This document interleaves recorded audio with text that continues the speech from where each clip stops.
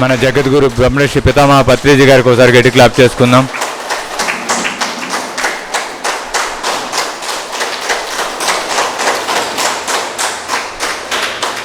మన శివప్ప గారికి గట్టి క్లాప్ చేసుకుందాం.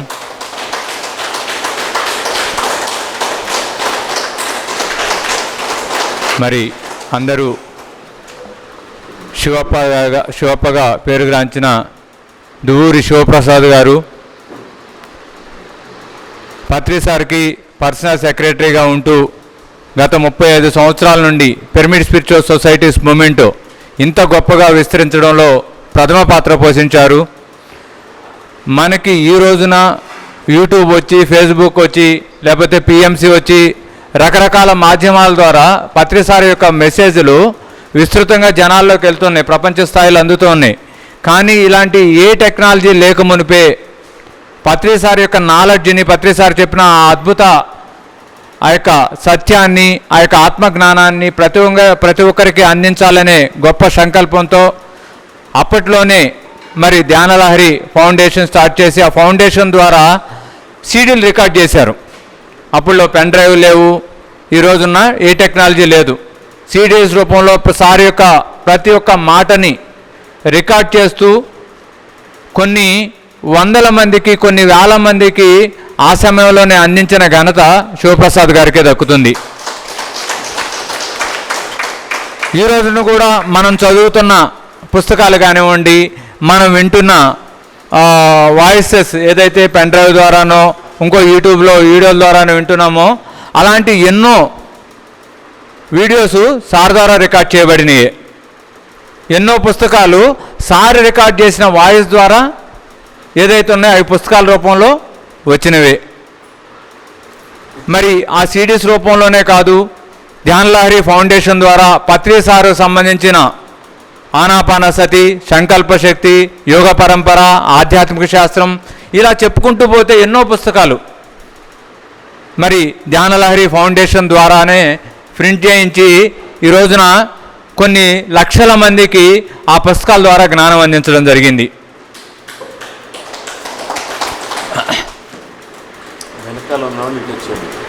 మరి అదే కాకుండా పత్రి సారు చెప్పింది మొదటిది ధ్యానము, రెండోది సరి అయిన ఆహారము.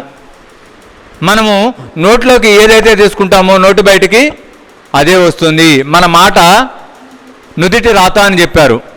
మన యొక్క జీవితాలు దేని మీద ఆధారపడి ఉంటాయంటే మన నోట్లో మాట ద్వారా మనం ఎలాంటి మాటలు మాట్లాడితే అలాంటి జీవితాన్ని సృష్టించుకుంటాము. బొగ్గు లాంటి మాటలు మాట్లాడితే బొగ్గు లాంటి జీవితాన్ని సృష్టించుకుంటాము. వజ్రం లాంటి మాటలు మాట్లాడితే వజ్రం లాంటి జీవితాన్ని సృష్టించుకుంటామని చెప్పేసి పత్రి సార్ ఎన్నో సందర్భాల్లో చెప్పడం జరిగింది. మరి వజ్రం లాంటి మాటలు నోట్లో నుండి బయటకు రావాలి అంటే మనము అలాంటి ఆహారాన్ని తీసుకోవాలి. మరి సరి అయిన ఆహారం అనేది ఎన్నోసార్లు పత్రి సారు గట్టిగా చెప్పడం జరిగింది. అదేవిధంగా కొన్ని లక్షల మంది పిరమిడ్ మాస్టర్స్కి పత్రి సారే స్వయంగా వడ్డించడం జరిగింది. పత్రి సార్ ఆప్షన్స్లో పత్రి సారు అక్కడ వంట చేయడానికి ఖాళీ లేని సమయాల్లో మరి పత్రి సార్ లాగా వంట చేయగలిగిన వ్యక్తి ఇంకా పిరమిడ్ స్పిరిచువల్ సొసైటీస్ మూమెంట్లో ఎవరన్నా ఉన్నారు ఆల్టర్నేట్ అంటే అది వన్ అండ్ ఓన్లీ శివప్ప గారే, శివప్రసాద్ గారే. పత్రి సార్కి వాళ్ళ మదర్ అమ్మ వండిన వంట అంటే ఎంతో ఇష్టం. ఆ వంట చేసే విధానాన్నంతా కూడా వాళ్ళ మదర్ దగ్గరే నేర్చుకోవడం జరిగింది పత్రి సారు. పత్రి సారు ఎలా అయితే వాళ్ళ మదర్ దగ్గర ఆ వంట చేసే విధానాన్ని నేర్చుకున్నారో శివప్ప గారు కూడా అదే అమ్మ దగ్గర ఆ యొక్క వంట చేసే విధానాన్ని నేర్చుకోవడం జరిగింది. అందువల్లే పత్రి సారు ఎక్కడికి వెళ్ళినా కూడా, ఏ దేశానికి వెళ్ళినా శివప్ప గారిని వెంట తీసుకెళ్ళడం జరిగేది. ఈవెన్ మేము ఒకసారి థాయిలాండ్, కంబోడియా, వియత్నాం పత్రి సార్తో టూర్ ఆర్గనైజ్ చేసినప్పుడు ఆ టూర్లో శివప్ప గారు రావడము, శివప్ప గారి ద్వారా ఆ అమృతం లాంటి ఆహారాన్ని మాకు ఏ రోజుకి ఆ రోజు ఎక్కడికక్కడ వచ్చిన టూర్లో వాళ్ళందరికీ కూడా వడ్డించేవాళ్ళు. పత్రి సార్కి వండే విధానంలో ఎంత సహనం ఉందో శివప్ప గారికి కూడా అంతే సహనం ఉంటుంది. మన ఇంటికి వస్తే నలుగురికి వండి పెట్టాలంటే చాలా కష్టంగా అనిపిస్తుంది. అలాంటిది ఆయన పత్రి సార్తో ఉంటూ ఎంతమంది వస్తే అంతమందికి వండి పెట్టారు. సారు ఎలా అయితే కొన్ని లక్షల మందికి వండి పెట్టారో అదేవిధంగా శివప్ప గారు కూడా అంతే లక్షల మందికి వండి పెట్టారు. మరి ఈ రోజున పిరమిడ్ స్పిరిచువల్ సొసైటీలో ధ్యానానికి ఎంత ప్రాముఖ్యత ఇచ్చామో, ఎంత పెద్దపీట వేశామో, అదేవిధంగా పత్రి సారు వండి వడ్డించే విధానానికి కూడా అంతే పెద్దపీట వేయాలి. మనమందరం ధ్యానం చేస్తున్నాము, అద్భుతమైన జ్ఞానాన్ని పంచుతున్నాము, కానీ ఆహార విషయంలో చాలామంది జాగ్రత్తలు తీసుకోవడం లేదు. ఎలా వండాలి అనేది 90% పిరమిడ్ మాస్టర్కి తెలియడం లేదు. కాబట్టి ఈ యొక్క వండే విధానాన్ని కూడా ప్రతి ఒక్క పిరమిడ్ మాస్టర్కి నేర్పాలి అనుకున్నప్పుడు మా మైండ్లోకి వచ్చిన మొట్టమొదటి అండ్ చిట్ట చివరి వ్యక్తి శివప్ప గారే. వెంటనే ఈ ఆలోచన వచ్చిన వెంటనే మరి సార్కి కాల్ చేసినప్పుడు, సార్ ఇలా ఆలోచన వచ్చింది, ఇట్లా 2 days టైం ఇస్తే మేము ఇలా ఆర్గనైజ్ చేద్దాం అనుకున్నప్పుడు వెంటనే అది ఎట్ ప్రజెంట్ సొసైటీలో అత్యవసరం అమ్మా, మీరు ఆర్గనైజ్ చేయండి, మీకు నేను ఎన్ని రోజులు టైం కావాలంటే అన్ని రోజులు టైం ఇస్తానని చెప్పేసి తిరుపతి నుండి ఈ రోజున మన కోసం, మనకి ఆ యొక్క వంట వండే విధానాన్ని నేర్పించడం కోసం సార్ ఇక్కడికి రావడం జరిగింది.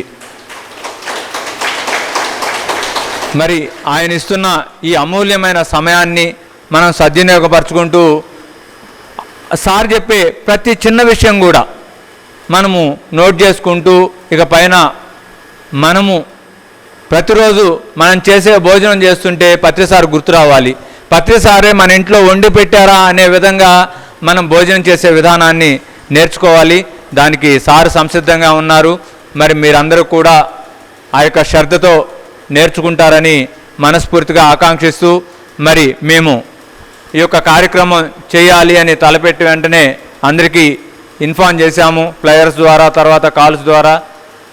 దానికి స్పందించి మీరు తపనతో ఇక్కడికి వచ్చినందుకు మీ అందరికీ వజ్జైకా ఫౌండేషన్ తరఫున, గురుస్థాన్ తరఫున మనస్ఫూర్తిగా కృతజ్ఞతలు తెలియజేస్తూ శివప్రసాద్ గారికి స్వాగతం చెప్దాము.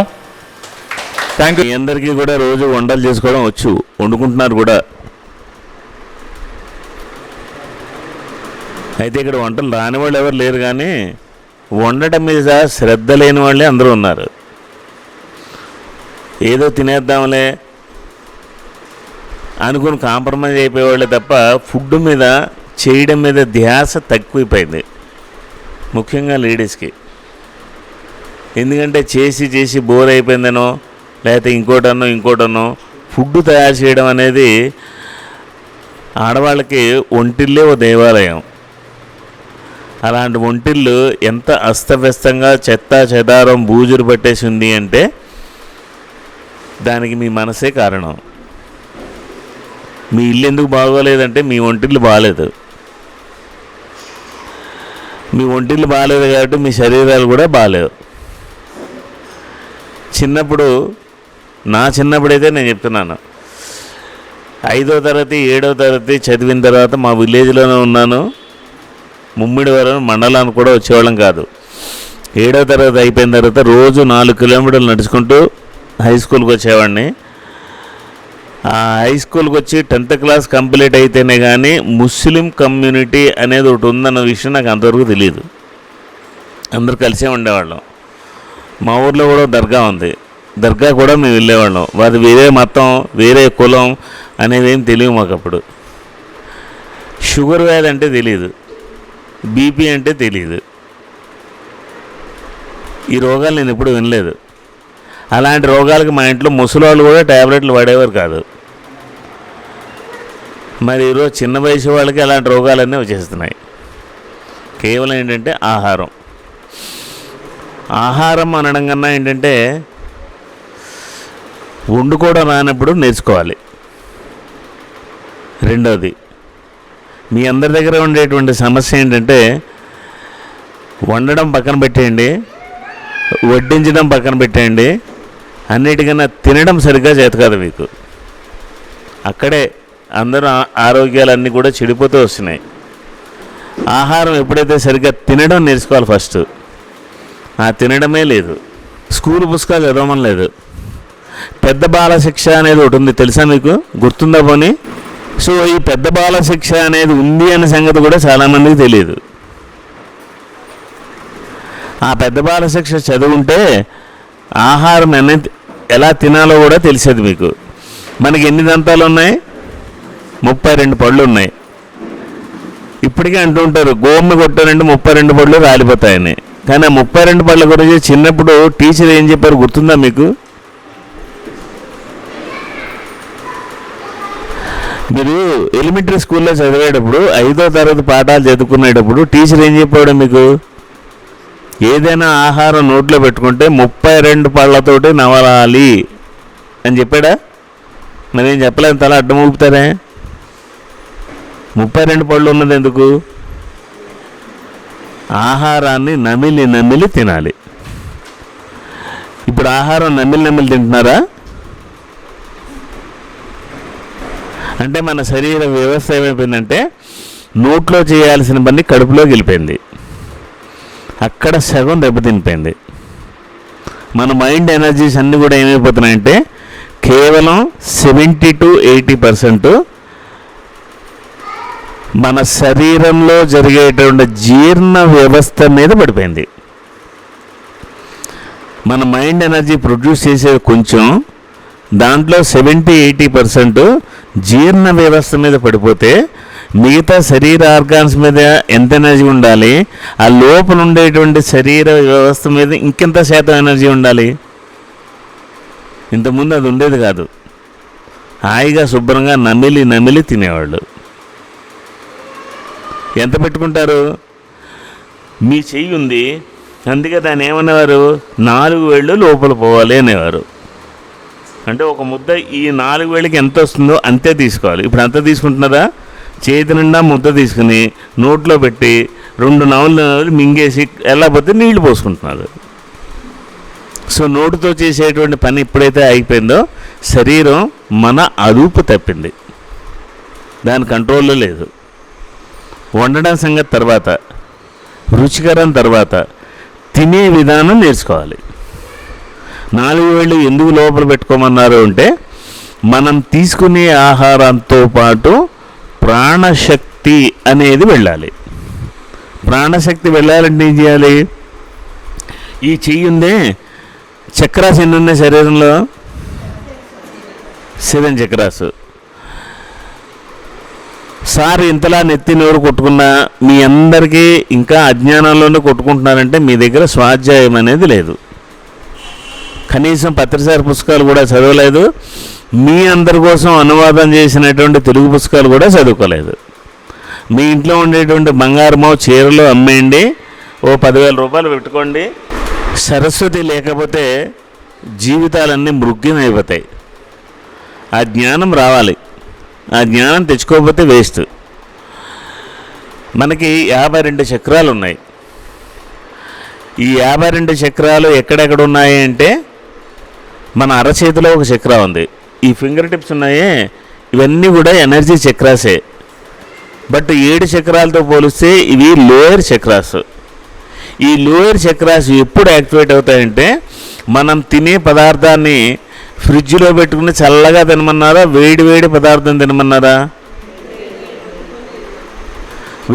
వేడిగా ఉండే పదార్థాన్ని ఎందుకు తినమన్నారు?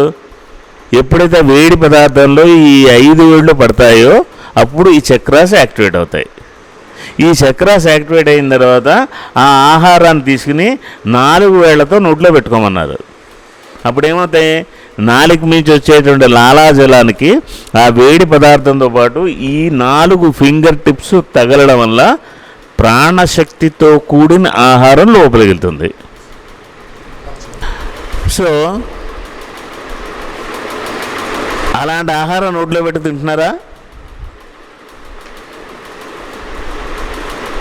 అది నాలుక మీద పెట్టంగానే మనకి షడ్రుచులు అని ఉన్నాయి. కారం, పులుపు, చేదు, వగరు. ఈ 6 ఏమన్నారు అంటే ప్రతి ఉగాదిలోనే తింటాం కదా. ఈ 6 రుచులే కాదు, ఇప్పుడు గారెలు ఉన్నాయి. గారె రుచి ఏంటి? మరి అటువంటి ఆయన చనిపోయిన తర్వాత మనతో ఉండాలంటే ఏం చేయాలి? కనీసం ఆయనకి ఇష్టమైనవి 4-5 క్వాలిటీస్ ఎంచుకోండి, అంతే. ఓ ముహూర్తం చూసుకోండి, ఓ 3-4 గంటలు ధ్యానం చేయండి, మీలో ఉండేటువంటి ఆలోచన రహిత స్థితి తెచ్చుకోండి, ఆ గురువు ప్రతిరూపాన్ని మీలో ప్రతిష్ఠించుకోండి. నాలో ఆ గురువు ఉన్నాడు కనుక నేను మాట్లాడే ప్రతి మాట ఆయన వింటున్నాడు కనుక మాట్లాడే ప్రతి మాటని ఆలోచించి మాట్లాడడం నేర్చుకోండి. తద్వారా మీ వాక్కు బాగుపడుతుంది. వినడం, ఆయన ఏం వినేవారు అసలు? ఆయన ఎలాంటి మాటలు వినేవారు? అలాంటి మాటలే వినడం నేర్చుకోండి. ఎలాంటి ఆహారం తినేవారైనా అలాంటి ఆహారం తినడం నేర్చుకోండి. ఎప్పుడైనా ఇంతంత ముద్ద నోట్లో పెట్టుకు తినడం చూసారా మీరు? ఆయన ఇంతే ఆహారం తీసుకుని నోట్లో పెట్టుకుని నమిలి తినేవారు. మనం అలా చేసేవాళ్ళమా? ఒక మిరపకాయ బజ్జీ చేస్తే 3 ముక్కలు కొరికేసి 3 సార్లు నమిలేసి తినేస్తాం. అదే మిరపకాయ బజ్జీని చిన్న ముక్క కొరికి నమిలి గింజలు ఉన్నా ఎంతసేపు తినేవారు ఆయన? నీళ్లు, ఒక గ్లాసు నీళ్ళు ఇస్తే ఎలా పోసేస్తాం మనం? ఈ మొగ్గులోంచి ఆ మొగ్గులో పోసినట్టు పోస్తాం. ఆయన అలా తాగేవారా? ప్రతి గుటగా చప్పరించే తాగేవారు. ఎందుకు? నాలిక మీద ఏ పదార్థం పడినా దాన్ని కనుక ఆస్వాదిస్తూ ఉంటే నాలిక మించి లాలాజలం అనేటువంటి ఎంజైమ్ వస్తుంది. ఆ లాలాజలంతో కూడినటువంటి ఏ పదార్థమైనా గొంతు దిగి కిందకి వెళ్ళిందంటే అది అమృతంగా మారుతుంది.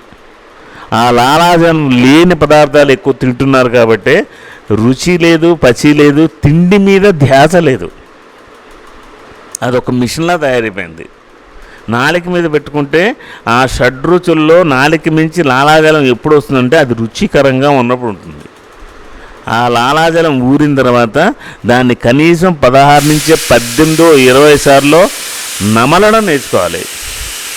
అందుకే తినగా వేము తీయగుండు. నువ్వు పదార్థం ఏది పెట్టుకున్నా అది అమృతం రుచి వచ్చేంత వరకు నమిలి తింటూ ఉండాలి. అలా తినండి. ఎందుకంటే తినే ముందు ఆలోచించుకోవాలి, ఎవరున్నారు మనలో, ఆయన ఎలా తినేవారు, ఎలా చూసేవారు, ఎలా మాట్లాడేవారు, ఆయన తీరు వ్యవహారం ఎలా ఉండేది. ఆయన ప్రోగ్రాం 1-2 సార్లు పెట్టుకోండి. ఆయన పుస్తకాలన్నీ దగ్గర పెట్టి చదువుకోండి. ఆయన్ని ప్రతి క్షణం తలుచుకోండి. మీకు ఏదైనా తేడా వస్తే ఆయనే మీ చెవి దగ్గరకు వచ్చి చెప్పడం మొదలు పెడతాడు. ఆయన దాన్ని ఎవరు కూడా పట్టించుకోవట్లేదు. ఇంతకాలం ఆయన ఏదో తిట్టేవాడు కొట్టేవాడు అనే భయం ఉండేది. ఇప్పుడు ఆ భయం కూడా ఎవరికి లేదు. ఇప్పుడు మీరు ఎలా ఉన్నా మిమ్మల్ని పట్టించుకునే వాళ్ళు ఎవరు లేరు. ఒక రకంగా చెప్పాలంటే మీ జీవితం మన జీవితాలు ఎలా ఉన్నాయంటే ఈరోజు ఒక చుక్కాని, అంటే దాన్ని ఏమంటారు, తెరచాప అంటారు. తెరచాప లేని, లంగర్ లేని ఒక పడవ నదిలో ఎలా ఉందో అలా ఉంది ఇప్పుడు. మన ఇష్టం. మనల్ని అడిగేవారు లేరు, చెప్పేవారు లేరు. ఆయన పక్కన ఉన్నప్పుడు బలంగా చెప్పేవారు, ఆయన దగ్గరకు వచ్చినప్పుడు మంచి ఆహారం పెట్టేవారు, తినిపించేవారు, ఇంకో ముద్ద ఎక్కువ తిను అనేవారు. ఆయన ఏదో పెడుతున్నారు కదా, వెళ్తున్నాం కదా, తింటున్నాం కదా అనుకున్నామే కానీ అరే ఇక్కడ ఏం జరుగుతుందనే విషయం మీద ఎప్పుడు దృష్టి పెట్టలేదు మనం. కనుక ఈ రోజు నుంచి అయినా సరే తినడం అనేది బాగా అభ్యాసం చేయండి. తినే పదార్థం వేడిగా ఉండాలి. ఆ వేడిగా ఉండేటప్పుడు చేతుల్లో ఉండేటువంటి ఈ ఫింగర్ టిప్స్లో ఉండేటువంటి చక్రాస్ యాక్టివేట్ అవుతాయి. ఆ వేడి అన్నం తయారు చేసుకునేటప్పుడు వేడి పదార్థం చేతితో పట్టుకున్నప్పుడు అది నాలుక మీద పెట్టుకోగానే ఆ వేడికి, ఈ చక్రాల నుంచి వచ్చేటువంటి ఎనర్జీకి, దాంట్లో ఉండే రుచికి నాలుక మించి లాలాజలం ఊరాలి. ఆ లాలాజలంతో కూడి మీరు దాన్ని ఎన్నిసార్లు నమలగలిగితే అన్నిసార్లు నమలండి. మీరు నాలుక మీద పెట్టుకునే టేస్ట్ మారిపోయి అది దాన్ని ఏమంటారంటే మధురం అంటారు. అలాంటి మధురమైన రుచి వచ్చేంత వరకు, ఇంకా చెప్పాలంటే దాన్ని తీపి అనొచ్చు. ఇప్పుడు ఒక పాయసం చేశారు, అందులో పాలు వేశారు, చక్కెర వేశారు, సేమియా వేశారు, సగ్గుబియ్యం వేశారు. మీరు నోట్లో పెట్టుకుంటే మీకు ఏమనిపించింది? అది తీయగా ఉంది. కానీ తీయటి పదార్థం అందులో ఏమైనా వేశారా?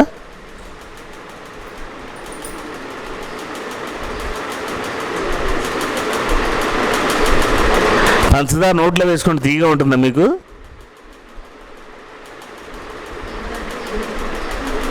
తిని చూడండి, ఉంటుందని కాదు. మీరు నాలుక మీద వేసుకోగానే తీపి రాదు. తీపితో పాటు 3 రకాల టేస్ట్ వస్తాయి దాంట్లో అవి. కానీ అందులో తీపి ఉందే, మనం తినగా తినగా నవ్వులుతూ ఉన్నామే, ఆ మధురమైంది, ఆ అమృతమైంది ఏదో దాన్ని మీరు తెలుసుకోగలిగితే మీకు ఆత్మ అంటే ఏమిటో తెలుస్తుంది. అన్నిటిలోనూ అది అలా అంతర్గతంగా ఉంది. రోజు అనుభవిస్తున్నాం, ఆస్వాదిస్తున్నాం, కానీ దాని గురించి తెలియదు. అది తెలుసుకున్న రోజున దైవం అంటే తెలుస్తుంది, ఆత్మ అంటే తెలుస్తుంది. పాయసంలో తీపి అనే పదార్థం లేదు, కానీ నాలుక మీద పెట్టుకుంటే తీపిని ఆస్వాదిస్తున్నాం. ఆ ఆస్వాదించేది ఏదైతే ఉందో అదే ఆత్మ పదార్థం. ఆ ఆస్వాదించే తత్వాన్ని, గుణాన్ని కనుక మీరు తెచ్చుకున్న రోజున ఇక్కడి నుంచి వెళ్ళిన ఆహారం గొంతు దిగంగానే అది అమృతంగా మారుతుంది. అది ఈరోజు ఆయన పెట్టిన అమృతాహారం అనేటువంటి కాన్సెప్ట్. మీరు ఏ పదార్థమైనా తినండి, వేపాకు నోట్లో పెట్టి నవిలినా కానీ కొద్దిసేపటికి అది తీపిగా మారిపోతుంది. అందుకే తినగా తినగా వేము తీయగుండు అనేటువంటి సామెత ఉంది. ఎందుకు తీపిగా లేవు, రుచి పచి లేని పదార్థాలు ఉన్నాయంటే దాన్ని నమిలి నమిలి తినడం మొదలుపెట్టండి. మీరు ఇలా కనుక నమిలి నమిలి నమిలి తింటూ ఉంటే 2 రోజులు మీరు ఇలా నమిలి తింటూ ఉంటే పళ్ళ దగ్గర నొప్పులు వస్తాయి, దంతాలన్నీ. ఎందుకు తెలుసా? అప్పుడు దీనికి కనెక్షన్ ఉండే మైండ్, నర్వస్ అన్నీ కూడా యాక్టివేట్ అవుతాయి. ఆ నర్వస్ యాక్టివేట్ అయినాయి అనుకోండి, మైండ్ నుంచి మీకు అందాల్సిన సరైన సమాచారం ఎప్పటికప్పుడు అందుతూ ఉంటుంది. ఓకే, మీ బ్రెయిన్ వేవ్స్ యాక్టివేట్ అయినాయి అనుకోండి, దానికి ఎనర్జీ ఎక్కువ అవుతుంది. దాని ఎనర్జీ ఎక్కువైంది అనుకోండి, భౌతిక శరీరానికే కాదు, లోపల అంతర్గత శరీరాలు కూడా మీ మైండ్ ఎనర్జీ పనిచేయడం మొదలుపెడుతుంది.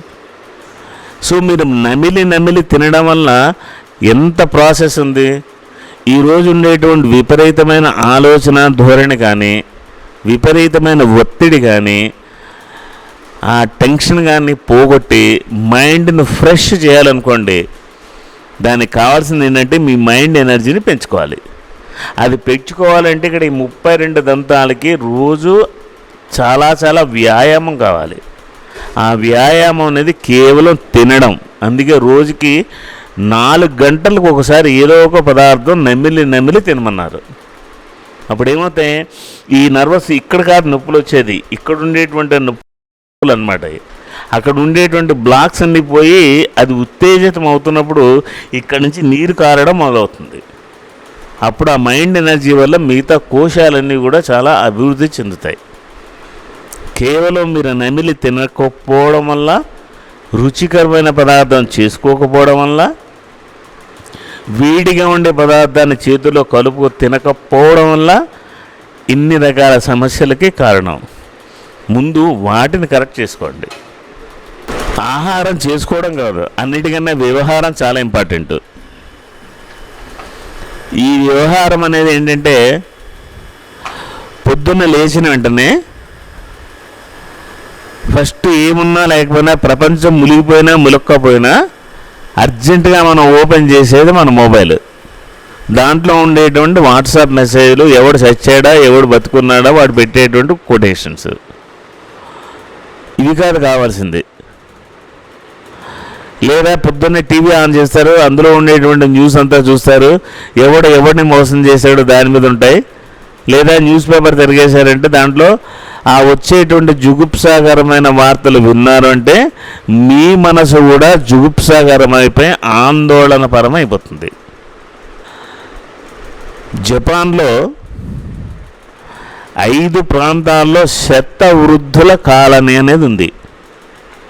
అంటే వాళ్ళు ఎవరు కూడా 120 సంవత్సరాలు తక్కువ చనిపోరు, అందరూ పైమాటే.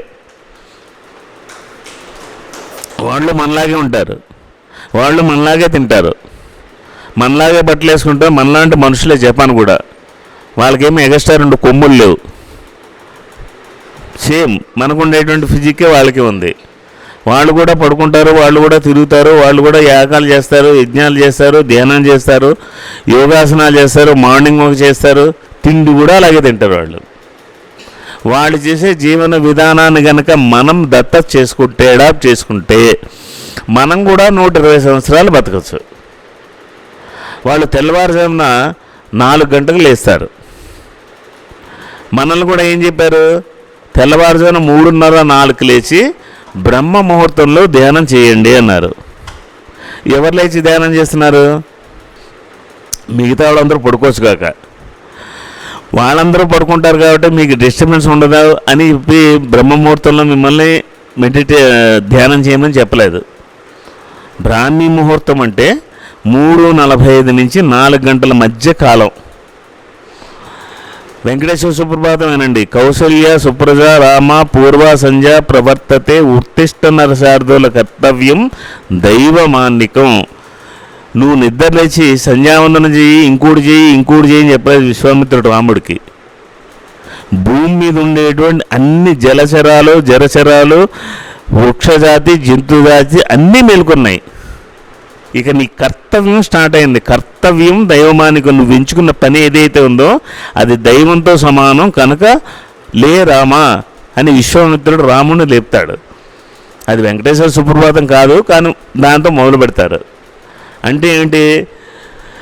3:45 లేదా 3:40 గంటలకి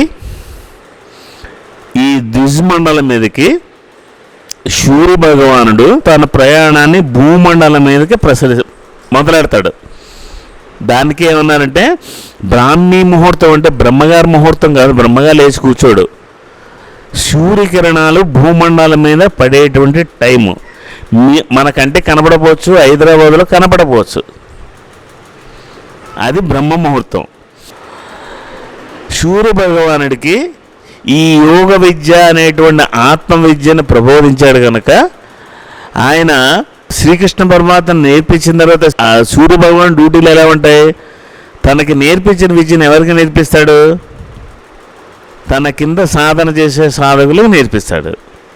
సూర్య భగవానుడు 3:45 నిమిషాలకి తన 7 గుర్రాలు అంటే తన 7 చక్రాల ద్వారా 7 గుర్రాల నుంచి వచ్చేటువంటి కాంతి ప్రసారం ద్వారా శ్రీకృష్ణుడు నేర్పించినటువంటి ఆ బ్రహ్మ విద్య అనే యోగ విద్య యొక్క సారాన్ని ఆ టైంలో ఎవరైతే ధ్యానంలో కూర్చుంటారో వాళ్ళ 7 చక్రాలకి ఆయన 7 కిరణాలని ప్రసరింప చేస్తాడు.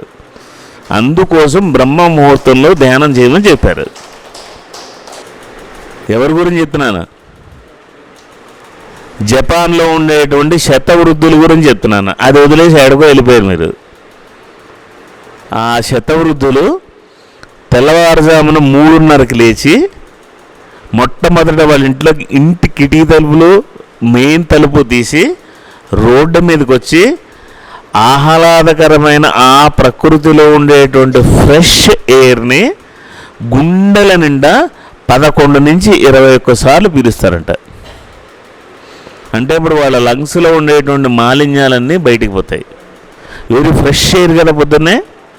అది అయిపోయిన తర్వాత లోపలికి వచ్చి గురువులు నేర్పినటువంటి యోగ విద్యను అభ్యాసం చేస్తారు. అది అయిపోయిన తర్వాత వాళ్ళకి ఇచ్చినటువంటి గ్రంథాలు ఉంటాయి కదా, ఆ గ్రంథాలు తీసుకుని ఒక 15-20 పేజీలు చదువుతారట.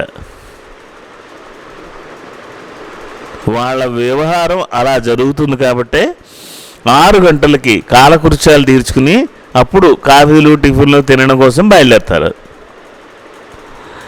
సో వాళ్ళందరూ అలా చేస్తారు కాబట్టి ప్రతి సంవత్సరానికి ఒకసారి వాళ్ళందరూ కలుసుకుని ఏ రోగాలు ఉండవు, ఏ వ్యాధులు ఉండవు, ఎప్పుడు చనిపోతారో వాళ్ళకి తెలుసు. అందుకే శతవృద్ధుల కాలనీ అనేవి 5 ఉన్నాయి. 5 ప్రాంతాల్లో ఉన్నాయి, మళ్ళీ ఒక దగ్గర కాదు. అంటే మన వ్యవహారం ఎలా స్టార్ట్ అయితే మన రోజంతా అలా స్టార్ట్ అవుతుంది. దానికోసం మనం ఏం చేయాలంటే పొద్దున్నే లేచినప్పుడు జుగుప్సాకరమైన వార్తలన్నీ రాకుండా ధ్యానం చేసి ఎలాంటి భావోద్రేకాలకి గురి కాకుండా అప్పుడు మీరు వంటగదిలోకి అడుగుపెట్టాలి. ఇంతకుముందు భోజనానికి రండి అని ఎవరిని పిలిచేవారు కాదు. దేవతార్చనకి సమయం అయింది అనేవారు. అంటే మన శరీర భాగాల్లో ఒక్కొక్క అవయవానికి ఒక్కొక్క ఆది దేవత ఉన్నారు. ఈ ఆది దేవతలు ఎవరు అనేది సైంటిఫిక్గా మీకు అర్థం కావాలి అంటే నక్షత్ర లోకాలని బుక్ చదవండి. ప్రతి అవయవానికి ఒక్కొక్క గ్రహం నుంచి, ఒక్కొక్క లోకం నుంచి ఒక్కొక్క ఆది దేవత మన శరీరంలో కొలువై ఉన్నారు. మరి వాళ్ళకి మనం ఇచ్చేటువంటి ఆహారం ఎలాంటి ఆహారం ఇవ్వాలి? అందుకే దేవతార్చన అనేవారు. మా ఏరియాలో అయితే నూద్దరికి వెళ్ళి 5 గంటలకి చేదతో నీళ్లు తొడుక్కుని తల స్నానం చేసి గోచి పోసుకుని చీర కట్టుకుని వంట దగ్గర కూర్చుంటే ఇంటిళ్ళ బాది 15 మంది ఉన్నా 20 మంది ఉన్నా 2 గంటల్లో ఒక పప్పు, ఓ రోటి పచ్చడి, 2 కూరలు, పులుసు, అప్పుడు సాంబార్ అనేవారు కాదు, చారు, ఇన్ని చేసేవారా? ముద్దపప్పు వండేవారు. ఆ రోజుల్లో ముద్దపప్పు వండేవారు, రోటి పచ్చడి చేసేవారు, 2 కూరలు ఉండేవారు, పులుసు రసం పెట్టేవారు. అది కూడా ఎన్ని గంటల్లో? 2.5 గంటల్లో 20 మందికి ఒక్క మాట నోట్లోంచి రాకుండా అలా వండారు. కాబట్టి ఆ తిండి తిన్నా ఇప్పుడు 80 ఏళ్ళు వచ్చినా ఉక్కులా దుక్కులా ఉండగలుగుతున్నారు. పొద్దున్నే లేచిన తర్వాత ఏమీ ఇంకా లేవలేదని మొగుడు అరవడము, భార్య అడవడము, అరుచుకుంటూ తిట్టుకుంటూ వెళ్ళడము, పొయ్యి మీద పాలు పెట్టి టీ పెట్టేయడము, 2 కేకలు మనసులో విసుక్కుంటూ 3 కప్పులో టీ పోసి ఆ టీ తాగిన వాళ్ళు కూడా ఆ తిట్లు శాపనార్థాలతోటే వాడు తాగుతాడు. అది తాగిన తర్వాత వాడు ఆలోచనలు అలాగే ఉంటాయి. ఇంకా పోతే దిక్కుమాలకి చిన్న ఇదంతా చేయలేకపోతున్నారని విసుకు చిరాకోటి. మనం కూరగాయలు తరగడం దగ్గర నుంచి, వండడం దగ్గర నుంచి ఒక్కసారి కూడా దైవీకమైన భావం లేకుండా ఆ అరుపులు, తిట్లు, కొట్లాటలతోటే మనం వ్యవహారం అంతా చేసామనుకోండి, ఆహారం తిన్న వాళ్ళ పరిస్థితి ఎలా ఉంటుంది? ముందు ఆడవాళ్ళందరూ నేర్చుకునేది ఏంటంటే నిద్ర మంచం నుంచి లేచిన వెంటనే ముందుగా అభ్యంగన స్నానం చేసేయాలి. ఆ స్నానం చేసిన తర్వాత ఆరా క్లీన్ అయిపోయిన తర్వాత, అందుకే దైవస్మరణ అనేది పెట్టారు. ఎందుకోసం? ఆ దేవుణ్ణి ఎప్పుడైతే మనం స్మరిస్తూ కూర్చుంటామో మనలో ఉండేటువంటి వికారాలన్నీ పోతాయని. అందుకే చిన్నప్పుడు ఆ స్మరణ ఉండేది, ఇప్పుడు లేదు. సో పొద్దున్నే లేచి మనం చేయాల్సిన వ్యవహారం మీద మన రోజు ఆధారపడుతుంది. అప్పుడు మీరు వండే వంట చాలా అమృత తుల్యంగా మారుతుంది. ఇన్ని విషయాలు కరెక్ట్ చేసుకున్న తర్వాత, ఇన్ని విషయాల మీద ఆలోచన ఉన్న తర్వాత ఇప్పుడు ఏ కూర ఏం వండాలి, ఎలా వండాలి అన్న విషయాల్లోకి అడుగు వేయాలి. ఇవేమి తెలుసుకోకుండా, ఇవేమి మార్చుకోకుండా మనది ఏదో రొటీన్ పద్ధతిలో వెళ్ళిపోతూ చేసుకున్నాను అనుకోండి, ఏ ఒక్క ప్రయోజనము లేదు. ఇలాగే ఉంటారు. దీని నుంచి మారాలి, మార్చుకుందాం